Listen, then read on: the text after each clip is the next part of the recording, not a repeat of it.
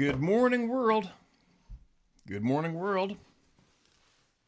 Back again. Still kicking. What day is it? Sunday, isn't it? It is. Sunday, November 30th. Sunday, November 30th, and deer hunting season has closed for a lot of the province of British Columbia, but it's still open in a few of my spots till the 15th of December. What else is new? What's going on? Not overly too much has changed yesterday, except I ran into an interesting person yesterday who comes onto this channel quite often, or follows the channel, I mean. I can share a little bit of what went down in that conversation. It was pretty cool. What else? Sarah's having a rough go. She's having a rough go. I managed to get her out of the house yesterday, and it comes in waves, right?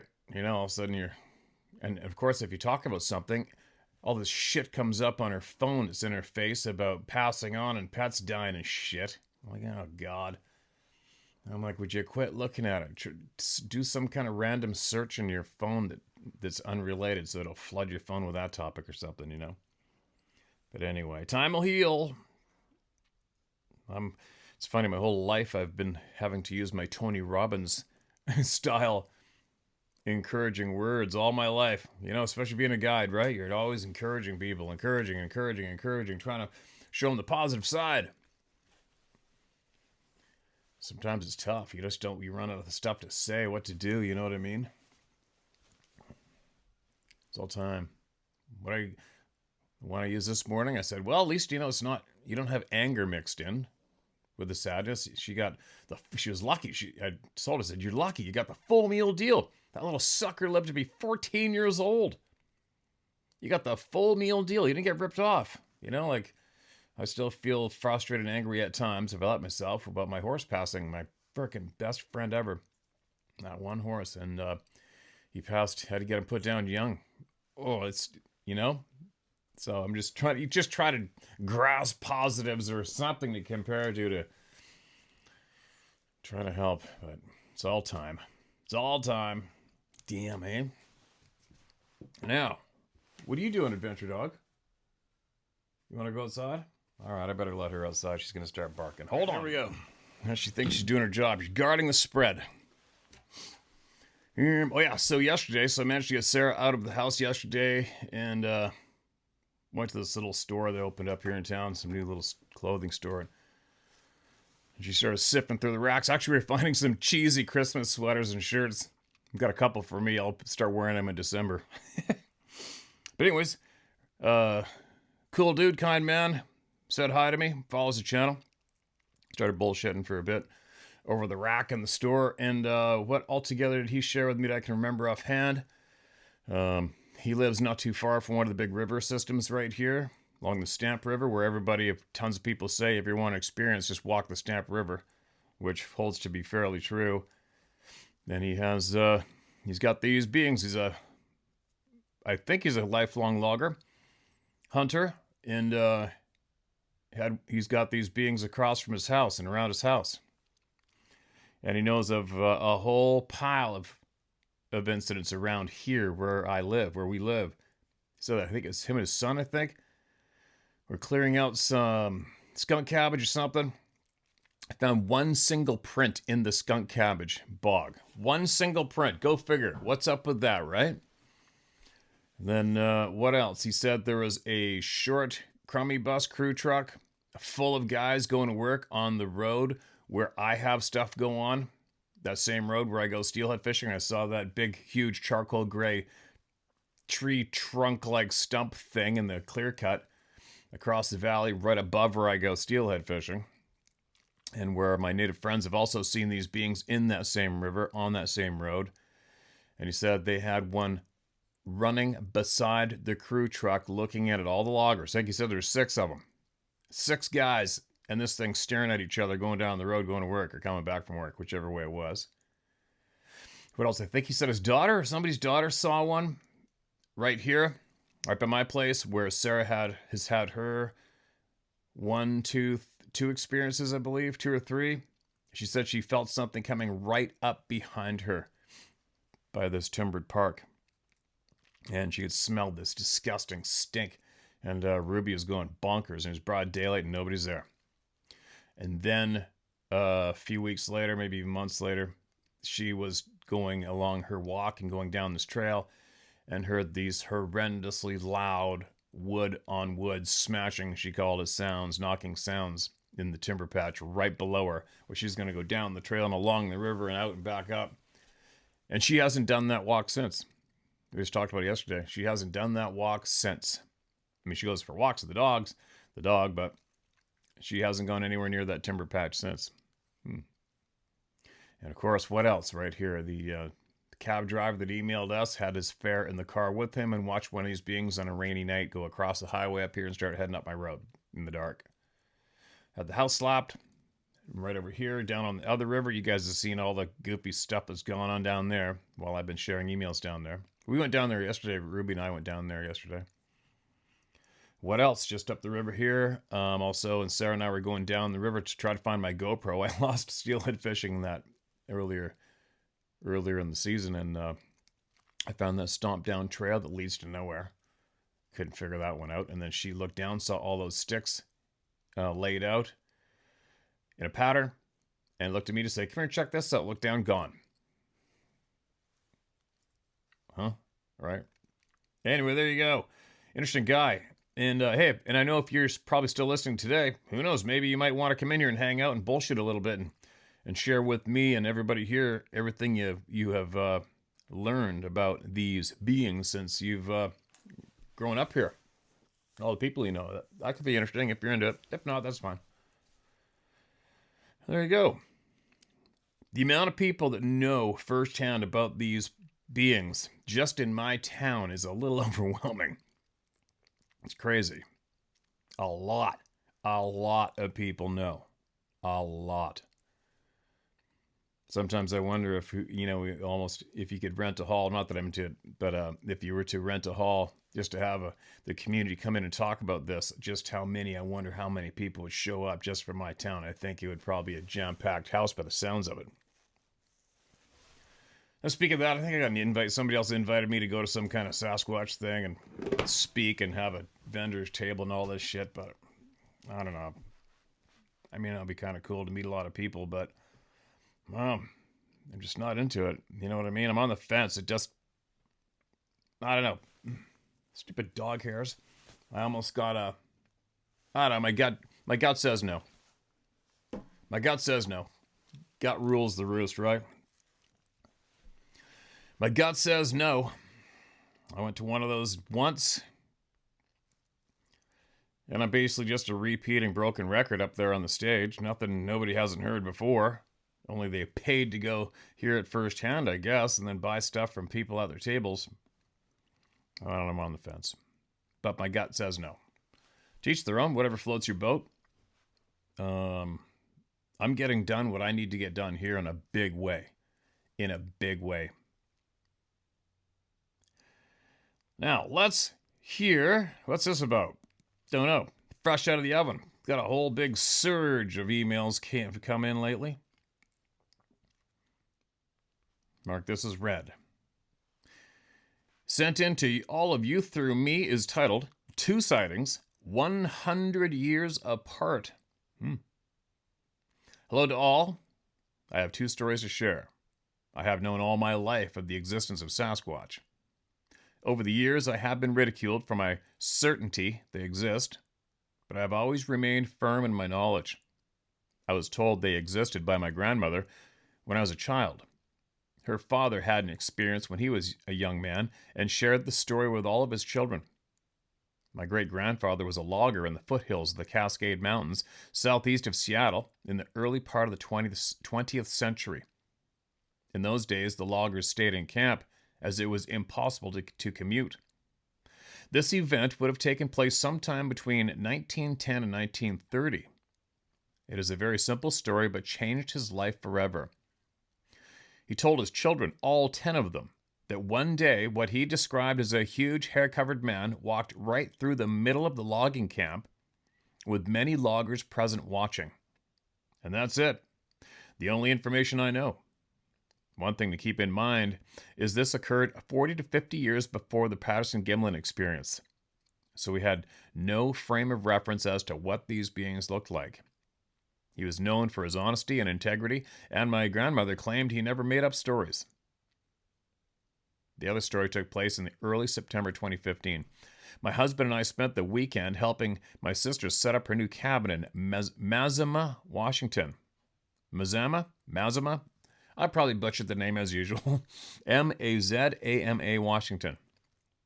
It was right on the river, and across the river was a steep, treed bluff that towered hundreds of feet above the water. It was in a neighborhood of weekend homes. My husband was up in the kitchen around midnight having a little snack. He stood there in his underwear looking out the windows while eating, and he was suddenly overcome with extreme fear. The main room in the cabin was mostly windows, and he had the distinct impression something was staring at him. He says he's never felt such fear before or since in his life. Then he almost ran back to the bedroom and clambered into bed. He was laying there with his heart pounding when he was suddenly overcome with the most putrid stench. He has never smelled anything that comes close. He says the smell is almost indescribable. Years of BO and rotting meat mixed together. The smell was so nasty and overpowering, he felt his throat closing. The only thing he could think of was that I must have died. He sat bolt upright, trying to catch his breath, and just that fast, the smell was gone. What's up with that, eh? The next morning, he was telling us about what happened, and only then did we start to make the connection. He's a very big man. He's 6'7", and has extremely wide shoulders. We got to speculating about what happened, and he wondered if, from the cliff across the water we were observing, we wondered if from the cliff across the river... We wondered if, from the cliff across the water, we were observed standing outside on the deck together, and perhaps a creature saw how big he was and how he dwarfed himself and his sister and wanted to investigate. It would seem it was outside the cabin looking in. When he went to the bedroom, the being would have walked around the outside to peer in the bedroom window. It was hot in the cabin, so we had a box fan in the open window to get some cool air. Was this what made the smell so intense? Was it standing right where the fan was pulling in the outdoor air? There are bears in the area we live in, and he's not afraid of them, and he knows what they smell like. This is not the same. One thing we can't figure out is how I slept through it. I am an extremely light sleeper and wake to sounds, smells, and movement. When he gets up in the night, he moves very carefully so as not to wake me. I did not wake up when he jumped back into bed. When the overpowering smell filled the room, or when he jolted upright, very unusual for me. It also did not occur to him to wake me, or at least poke me to ensure I wasn't dead. He just laid back down and went to sleep. And it's made me think about other stories where 2 or 3 people are in a tent and only one wakes and hears or smells something going on and the others sleep through it. Why doesn't the one who is awake wake the others? If you truly felt terror, why would it make sense to wake others to come up with a survival plan? Is this part of the mind control we hear of? One is targeted for the fear and the other controlled in some way to stay asleep? Something that is truly confirmed for us that this was a Sasquatch encounter is that a couple of months later, I read a report on that website about a sighting by a father and son the same weekend about a mile from the cabin. Please keep sharing the stories. I find all of them fascinating. I also have a couple of more woo-woo, possibly UFO things that occurred to me when I was a child, but that's for another time. Best to all, stay vigilant, Heidi. Heidi, appreciate that. Big time. I know it's not easy to sit down and write an email these days, right? And donate that time. Really appreciate that. I don't know. There's a lot of us wondering the same wonders, right? And to add to it, then you've got children, standing there pointing at the hairy friend, waving at him right there, in front of Grandma and Grandpa and Mom over there, and nobody's seeing nothing at the edge of the timber. Remember that?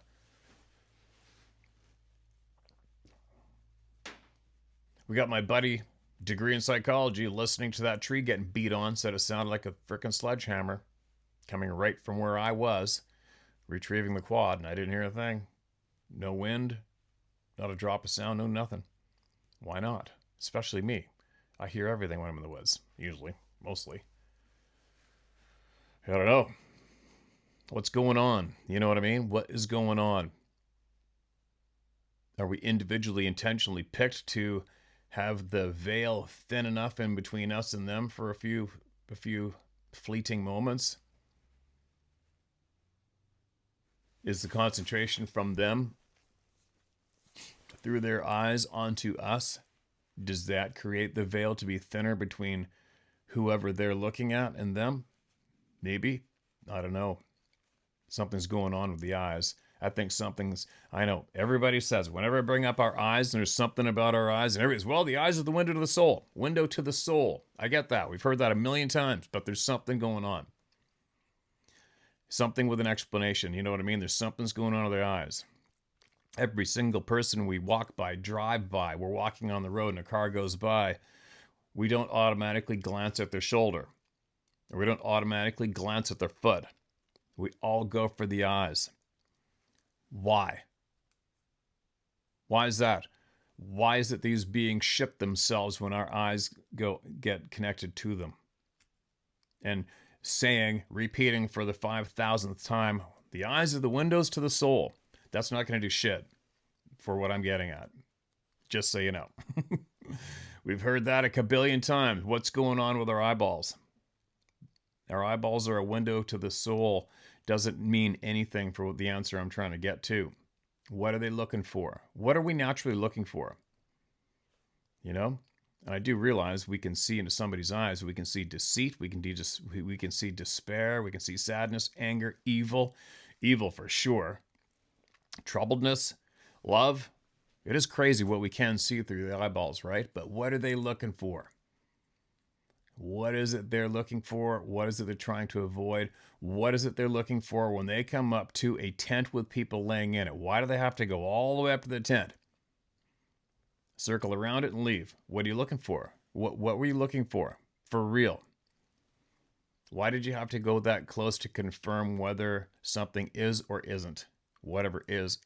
Do you know what I mean? I know I'm babbling a little bit, but you see what I'm getting at? There's just some odd behaviors going on there where I feel they are trying to detect something among us. Don't you think? It's pretty obvious, but at this stage of the game, don't you think? They are trying to detect something amongst us. And I don't understand why they can't detect that from a distance that doesn't allow us to even know of their presence. You know? Why not? So many whys. Shit, man. So many whys. If I could only just, concentrated on how something reaches forward and they grasp a branch as they go through and they grasp under branch and then you got that mid-tarsal break and just talk about those two items for like 25 years. Wouldn't that just make shit simple? Yeah, I'm a dick. Now, there's dog hairs floating around everywhere in here. Driving me bonkers. Moving along. Fresh out of the pan. What do we got? Somebody wrote an email in the email description portion of their email. We get that quite often. Hello, Steve. My name is Brandon Furnish from Sequim, Washington. I live on the edge of a swamp 1 mile out of town where the only humans that enter it are duck hunters once a year. They usually only go to their blinds, and that's it, so it makes a perfect place to hide. I've got one hell of an archive of experiences living here next to the swamp. So many, it's hard to keep track of it all. I've been scared good a few times, but never felt like my family and I were in any danger. I was just watching your show and heard you say that you haven't seen any orbs yet. And that reminded me of a photo I took about 4 months ago of an orb that you can clearly see eyes inside of it. Anyway, I'll keep the first one short and just tell you what a saint you are for having the gonads to stick your neck out and do for your fellow men what you're doing. Men with spines are hard to come by these days, so thank you for all that you do, and know that you're highly valued and loved by many. Oh, kind words, man. Appreciate that, Brandon.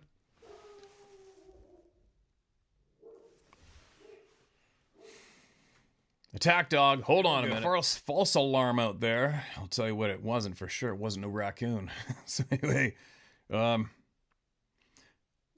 you didn't. I don't know if you intended on sending that picture with your email. It didn't. There was nothing attached. So if you wanted to share that picture with all the people, I'm sure somebody's going to be going, Why didn't you send the photo? Or, and if you said you have a large archive of experiences, maybe you just want to come on here and have a bullshit with me one day. Maybe I'll mark that as a look into, just in case, all right? Appreciate you, man. This place is nothing without people like you, just so you know. Right? Nothing without the people. Like-minded people, the good, honest people who aren't scared of sharing truth. So many people are scared of sharing truth these days, especially if you live in the UK. Right? Man, on that I can't help it, but on that topic, I saw a clip the other day, just last night, I think, of some UK policewoman. And she was telling someone that they cannot say out loud prayer or Bible verses. They can't do it. It's illegal. We're going to cart you away and put you in jail. But meanwhile, those mosques are just belting it out. And those Muslims are bending over on their knees in the middle of the street and shutting down traffic. No problem. It's kind of weird, that the war on Christianity, right? Isn't it weird? I guess it isn't weird for a lot of people that know what's up. But it sure is in your face, isn't it? It's in our faces. Where'd that come from? I don't know where that came from. Disappearing dogs, ? Is the title of this email to all of you through me. Fresh out of the oven.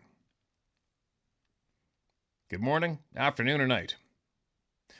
I'm not sure if this is Sasquatch related, but who really knows anymore? Yeah, right? Listening to your episode today about disappearing hairy people reminded of an event that happened to me several years ago, just down the road from my house. And I'll keep this short and sweet. Several years ago, I was driving home from my buddy Dave's birthday party a little after midnight. The drive is approximately 6 kilometers from his house to mine at the far end of East Souk Park. Oh, here we go. Here we go. I used to hike through East Souk Park in the dark when I was a kid, when I first got my driver's license, to go out to Beachy Head to cast off that cliff for salmon. Back in the day. It was a high loom full moon night that lit up the night quite well. My ex and I were passing through a stretch of road for whatever reason always gives me the creeps. There's no shortage of creepy shit out around that area. Probably because I found several deer remains down by the water. It's a surprisingly open section of road. A bay and sailboats very close to the edge of one side, and the other side is covered with primarily short 2-foot ferns and very sparsely staggered, sad-looking alders.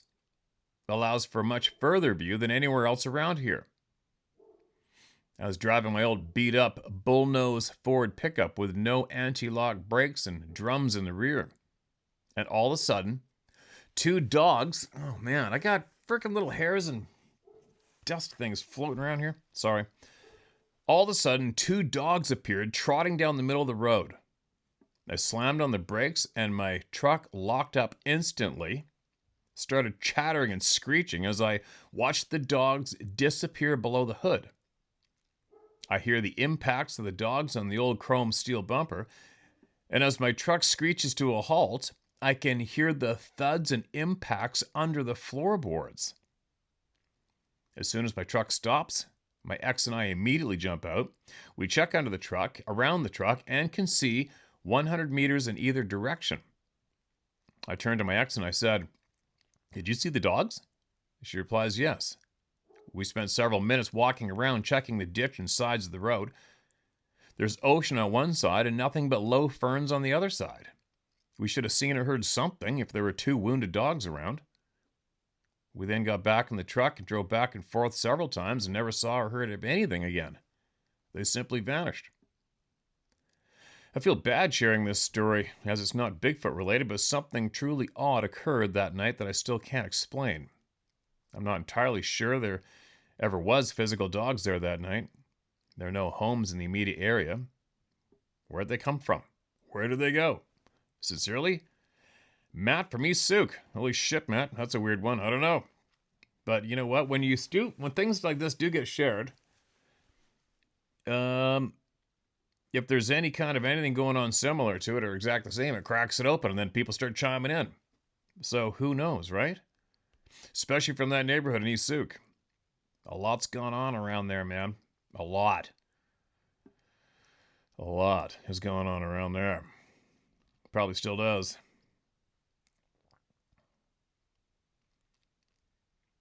What else do we got? Oh, man, that dog. All right, here we go. New one. Well, it's not marked as red. Sasquatch and the connection to the paranormal. Hello, Steve. R.E. The connection between Sasquatch and the paranormal / extra-dimensional from personal experience. I never previously considered Sasquatch at any time in my life. They were in the same category as the Easter Bunny and Santa Claus. I love the outdoors and wilderness. I grew up exploring the fields and forest behind my home, hiking, backpacking, camping, skiing, canoeing, ice skating, bicycling, fishing. My favorite was climbing to the top of the mountains. I now live in the Rocky Mountains. If there was something to do outdoors, I was all in. I'm surprised I never ran into a Sasquatch. Then in 2016, an old back injury and heart situation significantly worsened, disabling me. To cope with the pain and frustrating lack of activity, I cruised YouTube. Bigfoot popped up. Out of boredom and having exhausted other topics, skeptical and scrutinizing everything for the possibility to prove it wrong, I explored that rabbit hole, certain that the subject would be pegged with the Easter Bunny. However, I saw evidence that I can't disbelieve. It was true. Few consider Sasquatch in terms of the paranormal / supernatural. Sasquatch is already so far out of the norm for general society as it is that people can't handle adding on even more the paranormal and supernatural. I've never seen a Sasquatch. What I have had more experience with than what I've ever wanted was the supernatural / paranormal. Thankfully, the worst and negative aspects of that are in the past. I never talked with anyone about my experiences regarding the paranormal / supernatural, especially with people who haven't been there. When I was young, mental asylums were still a thing. I did not want to end up in a mental asylum. Oh, you won't these days. You won't these days. Mainstream media just hires them. What was happening in my life, in the paranormal, was very bad. I'm not even going to talk with you with exactly what I dealt with. It was not just your average haunting. I did not want a record of it in my medical or work history ever. I did not want to be labeled as broken. So I mostly dealt with it on my own. I just wanted a normal life. It was great relief to find out that it wasn't me, that there was another dimension that had beings in it, and that I could be free of them. Wow. The reason I'm writing to you is because of the similarities between Sasquatch and beings that I experienced in the paranormal / supernatural. A. Mind speak. Communicating through telepathy. Ability to insert / project feelings / emotions into / onto you. B. Able to bend / alter some physical laws. C. Following you home. If you have sought them out, like how Sasquatch will follow people home, such as with Scott Carpenter. D. It seems to have a connection / ability to function in / with other dimensions. E. Physical paralysis directed toward us. F. In my case, with the paranormal, there was a definite dimension of evil. Even though I've never personally experienced a Sasquatch, I still relate to those who have because we have both experienced something that is beyond what regular persons cannot or chooses not to comprehend. Beings that have the ability to be other dimensional. Scott Carpenter is certainly on the right track where Sasquatch is concerned. The paranormal is not anything you want to be friends with, and they don't want to be friends with you. Actually, now I tell them, the paranormal beings, quote, I know you're there. I don't belong to you. I belong to God. I don't want to see you. I don't want to hear you. I want you to stay away and leave me alone. This is my home, my life, and you can't trespass, end quote. And then I enforce that with Scripture and the Word of God, the Bible. Actually, now they just stay away and are not a problem because I enforce it. I can feel if they try to come around, and I just make them leave, though I don't trespass onto their spiritual territory either. For me to trespass onto their spiritual territory would give them spiritual legal access into my life. In my mind, I see them similar to being a Doberman on a chain. I am responsible to not go inside the length of their chain unless I have a good reason, or I have a spiritual legal right to be there. Other than beings in the God category, these beings that I have experienced have been negative in nature, in terms of they did not want to be friends with me and would use violence against me. That's creepy. As a young adult, what I learned that gave me freedom from the paranormal attacks was what I learned from the Word of God in Scripture, the Bible. He should be the expert, right? I just wanted to say that I believe the answers / connection to the truth that we seek is connected to how Sasquatch is connected to the supernatural / extra dimensional, that there is a realm beyond what is obvious. I am convinced that this is true from my own personal experience. Sorry this is so long. I've tried to keep it as short as possible, yet not exclude pertinent information. There is a lot more about how I learned to be free and normal from the paranormal / supernatural attacks, but I was trying to keep this short. As you exist / live in the wilderness with Sasquatch, so in a similar way, I've learned how to put up spiritual fences so that the negative paranormal influences can't mess with me, so that I can move forward freely through my life. Learning how to hear, listen to / follow the instructions of the Holy Spirit of God has been immeasurably helpful. This is even better than the sixth sense. He functions outside of time and is greater than the dimensional. He is above and beyond. Who's there better to go to for leadership? I would like to stay anonymous. I gladly share my experiences with other people who are struggling with paranormal / supernatural oppression. They are usually relieved to find somebody who understands paranormal things. They relate the regular public mostly does not understand. This is the very first time that I have shared this information in a public forum. Thank you for genuine leadership in tackling a subject that many do not have the courage or skills to do in a professional way. It's appreciated. Looking forward to your new platform, which hopefully will be free from the toxic media censorship. A believer. And there we go. You know what? Sadly, I think there's a lot of people out there who are unfortunately got to deal with some real creepy ass shit. That paranormal side of whatever. The paranormal side of out there, wherever that is. And I've got no curiosity for the demonic, spiritual, creepy ass shit that is going on. No thanks. Nothing. There's nothing there for me. Nothing.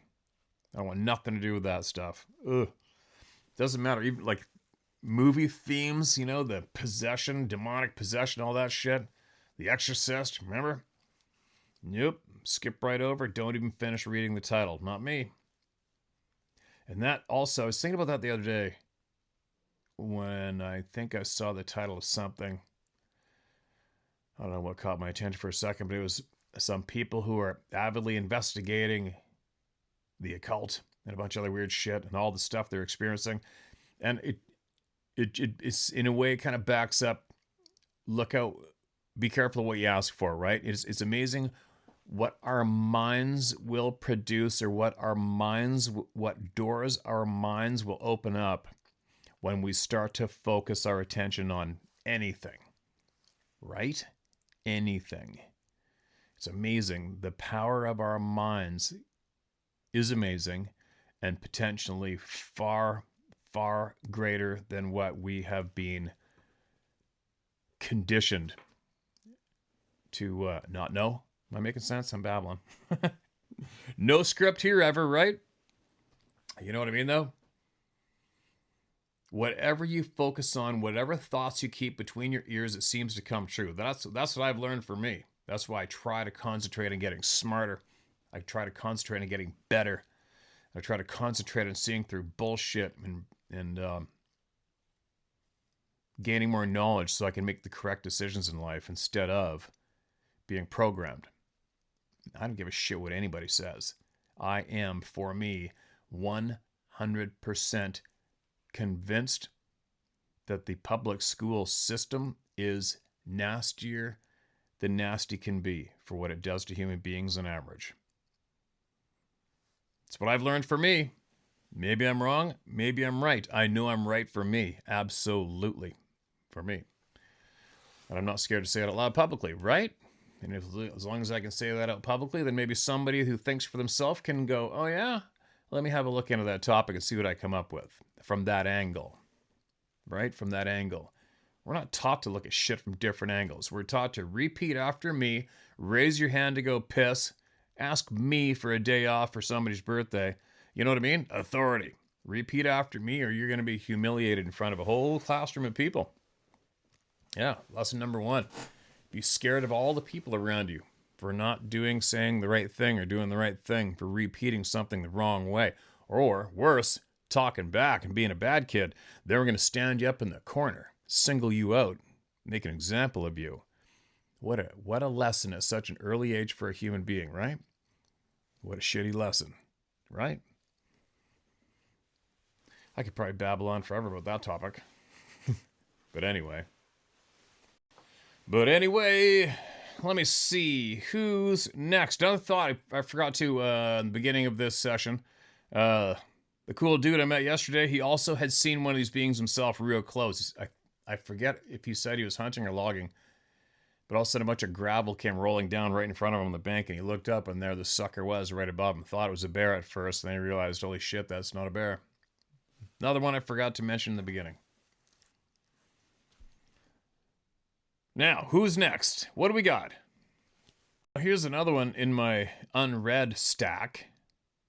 It has 2 photos included. The photos are familiar, but it's not marked as read, and it's short enough. I'm going to read it.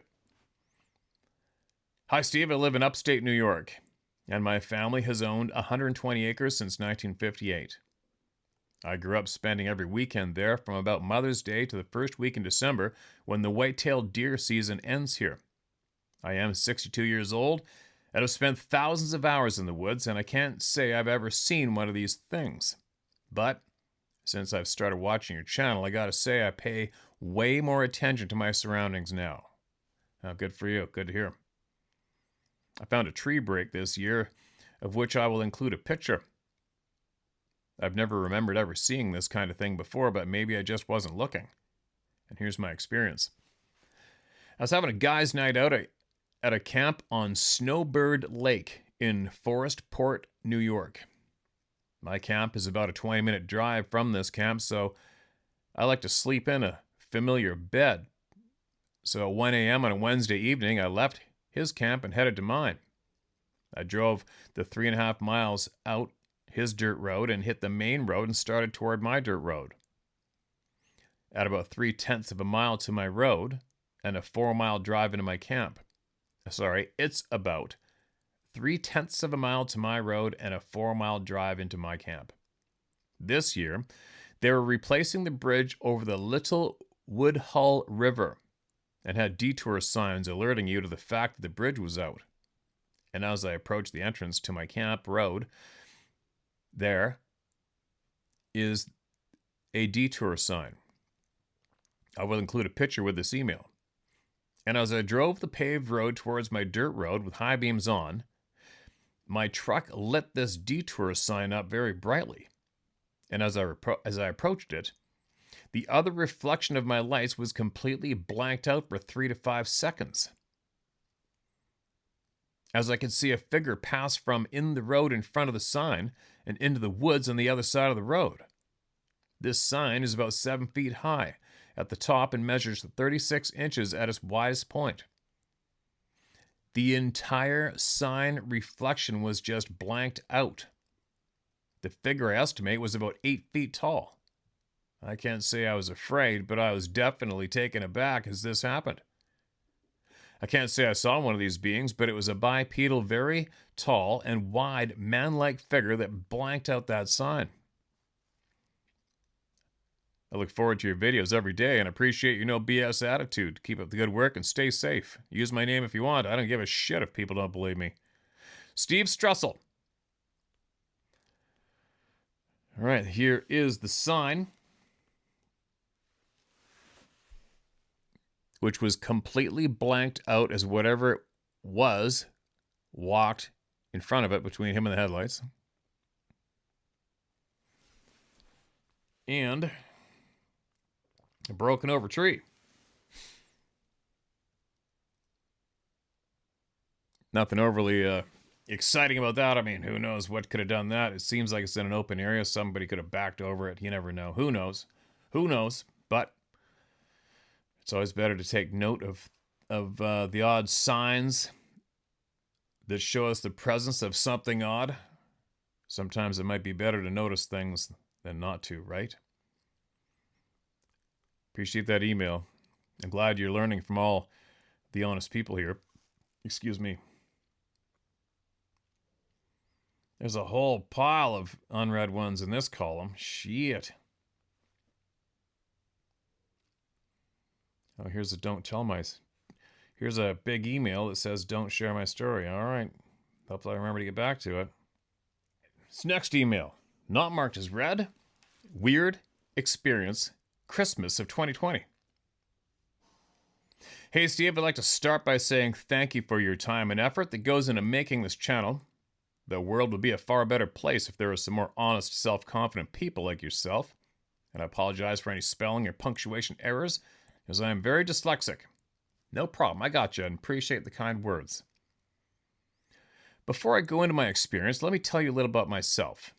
I'm a 54-year-old woman, and I have lived in Ohio, North and South Carolina, Florida, Colorado, Wyoming, and moved to Montana in April of 2019. My father was born in 1908 in Georgia. He raised me to live by the golden rule, always be honest, and that you are only as good as your word. I started riding horses before I could walk, and I spent nearly every day growing up on horseback in the woods. This will be my first year trying my hand at hunting. I hope I get some venison in the freezer this fall. I've worked retail, some construction, and owned several small businesses, including training horses and owning a bar/pool hall where I did all the bouncing. I even had to break up a fight between two brothers where one had pulled a gun on the other. Needless to say, I did not scare easily. It's funny, brothers really beat the shit out of each other when they fight, right? I remember that in school and other places. Brothers used to beat the living crap out of each other if there was ever a fight, compared to other guys just having it out, on average. I live totally off-grid in the mountains on 60 acres that is heavily treed with several large clearings or meadows. I live in a log cabin without running water and use an outhouse. My electricity is from a generator and we heat with wood. My property is 12 miles from the paved road. The road conditions are bad enough that I have to count on 40 minutes to 1 hour to get to the paved road. After the nearest town is another 14 miles. My husband is a carpenter.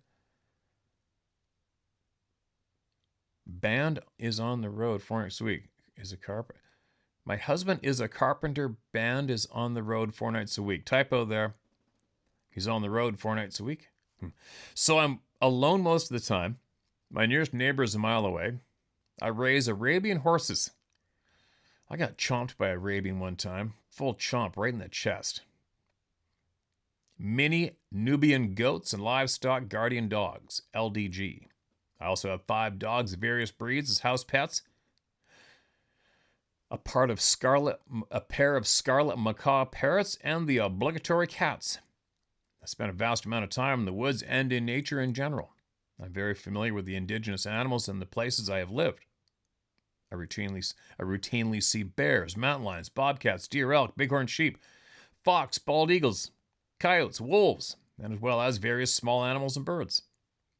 Because I do not scare easily, I've never seen a Sasquatch, but believe in them wholeheartedly. Living in the middle of the forest, it must be said that I do not leave my cabin without a gun. Too much of a chance of rounding a corner and being face to face with a predator. Couple typos. Now that this has already become a novel, sorry for the length, on with my experience. The week between Christmas and New Year's 2020, I'm not sure what day, one of my LDGs had jumped the fence and taken off up the valley to the northeast and was barking as if he had treed something. My husband and I tried calling him back to no avail. He wasn't leaving. He wasn't leaving whatever he was barking at. My husband took the four-wheeler up to the top of the ridge behind our cabin, about 200 feet elevation gain, to see if he could see where Amos was or what he was barking at. And as he did this, I started walking towards where the barking was coming from.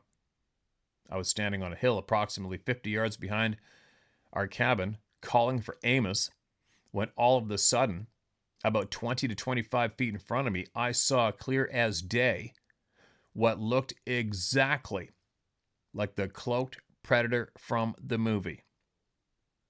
It was moving from my left to right, quartering away to the northeast. It was about 4 feet wide and at least 8 feet tall. I watched it cover 50 feet, and I lost sight of it behind a few trees. I moved, trying to keep sight of it, but couldn't find it again. Either it was standing perfectly still, or it had covered the 60 feet open area in less time than I could take the 3 steps to change my vantage point. I didn't feel any fear, just amazement and a feeling that I should put some distance between myself and the thing.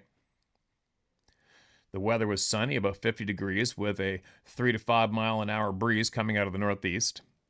The time was somewhere around 1 p.m., and I have no idea what it was that I saw. I do know that I didn't have a Foster in my eyes. I do know that I didn't have a Foster in my eyes. I know it was not a heat wave refraction, as they do not move like that, and don't move that far against the wind. And they also do not keep a definite shape, defined shape, the way this did. I was not drunk, high, or on any medication that it could have caused hallucinations. I know this isn't a very exciting encounter, but you asked for people who have had this type of experience to let you know. If you hadn't, I wouldn't have ever considered writing to you about this. Feel free to use my name and share this if you think it may help others. Bullies don't something me. Don't phase me, I think you meant. You can only be bullied if you let yourself be. We need to start teaching children to stand up for themselves again. Sorry for the length of this. Take care of yourself and Sarah. And my condolences. Okay, this is a while ago, this one. Got it. Elizabeth Douglas. P.S. If you ever come to Cascade, Montana and need a place to stay, give me a shout. I'm only 12 miles from the Missouri River. There are actually 3 cabins on my property, so plenty of room than this private. And yes, I'm sending you. Okay, I got you. Elizabeth, appreciate you big time, and I'm super glad you sent me the email. All right? A lot of people are. Because this cloaked being, the predator-like being topic is very real. It's a huge, strong, popular pattern in our faces from all the people in the world, the good, honest people that aren't scared, right? You know, I wonder if anybody has a connection to the original writers, producers of the movie Predator, to find out just and really trace it back to the original human being that came up with the cloaked predator item in the movie Predator. How'd you come up with that? Who knows? Maybe they're listening. My question would be to them, how did you come up with that one? How did you come up with that? How? Right? Valid question, especially in Hollywood. Hollywood seems to use a lot of truth that's in our face and make it looked at as though it's make-believe. But meanwhile, it's true. It's real. It's real shit that we aren't supposed to acknowledge is real. Right? Anyway. Babbling away. I'm going to cut it kind of short. I'm going to go in and check on Sarah and make sure she's eating some food. And, come up with some more motivational comments for her to help her through this unfortunate time. Sucks, doesn't it? Like the last thing she said this morning was something to the effect of, he's been at my feet every morning for 14 years. Like, I know. What do you say? What do you say? What do you say, you know? Time. Anyway. Share my story at howtohunt.com. That's where you get your truth shared. Yeah, to the fellow that I met yesterday, if you're here watching this one, maybe chuck me an email, share my story at howtohunt.com, and let me know if you want to bullshit on here, possibly, and fill us in on all the shit you know around here, because it sounds like you got a lot. You know a lot that's going on right around here. Or not. Or even just email it to me, whatever you want, if you're interested. Sarah's cookbook is a good little stocking stuffer idea, a little gift idea if you want to eat healthy and have a whole bunch of delicious meals on how to prepare game, fish and game. But you can use it for anything, right? It's all the same shit meat. Oh, unless it's 3D printed or whatever they call it. Cloned meat. Isn't that amazing? Cloned meat. They're rifling out the general population now. Holy shit. Oh my God. I hope one day all the good guys eliminate the monsters. Right? The humanish monsters that are just nonstop taking away people's chance at living a frickin' awesome life.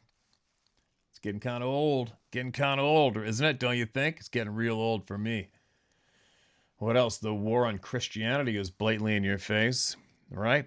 Don't say anything about anybody else. But if you promote anything to do with Christianity, you're going to get thrown in jail or fined or both. What's up with that? Who's behind that? Huh? I don't give a shit if you're into Christianity or not. I don't care. Doesn't matter. What matters is how come? What do you think's going on? How come? Right? How come? I do a pretty good job biting my lip because you know what? Sometimes I just really want to let her rip against all the dark sons of bitches that are operating right now in our societies, but I won't. I'll save it for another day when I'm in the mood. Adventure dog. Puppy. It's time to clean up the office here. Your little hairs are sticking to my nose nonstop, making me itch. Big burr bag. Anyway, share my story, howtohunt.com. Get it to me. Don't be scared. And I will more than likely be back here tomorrow. I'm watching the weather. And I'm going to go slip into the forest and be a hunter again here quite soon, one last time. Looking forward to it. I'll be back tomorrow. Appreciate all of you. Later.